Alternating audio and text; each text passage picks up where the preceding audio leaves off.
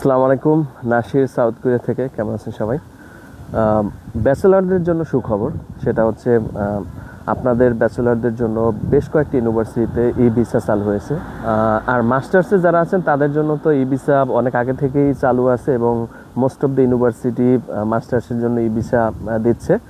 তো যারা ব্যাচেলারের এবং মাস্টার্সের স্টুডেন্টস আছেন, আপনারা সেপ্টেম্বর ইনটেকটা মিস করবেন না। ই ভিসাটা মূলত কি? ই ভিসাটা হচ্ছে D2 টাইপ একটা ভিসা।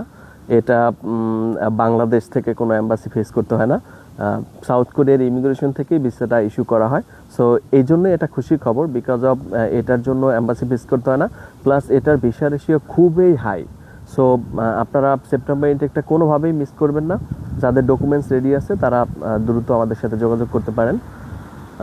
আর একটা বিষয় সেটা হচ্ছে, যদি আপনাদের IELTS না থাকে, দয়া করে IELTSটা দিয়ে ফেলুন, কারণ সাউথ কোরিয়াতে IELTS এর উপর মূলত স্কলারশিপটা নির্ভর করে। সো স্কলারশিপটা যদি আপনার থাকে তাহলে কিন্তু এখানে এসে সার্ভাইভ করতেও খুব ইজি হবে, কারণ টিউশন ফিসটা অনেকটা কমে যাবে।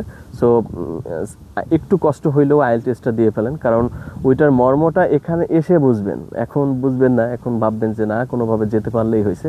হ্যাঁ, without IELTS, without English proficiency test south Korea huge visa দিচ্ছে, কিন্তু যদি সম্ভব হয় IELTSটা দিয়ে ফেলেন, কারণ IELTS যদি অ্যাটলিস্ট 6 থাকে বা 6.5 থাকে, আপনি কিন্তু 50% স্কলারশিপ পেয়ে যাচ্ছেন। সো এটা খুবই ভালো। তো সবার জন্য শুভকামনা, সবাই ভালো থাকবেন, কিন্তু সেপ্টেম্বর ইনটেক কোনোভাবেই মিস করা যাবে না। আসসালামু আলাইকুম।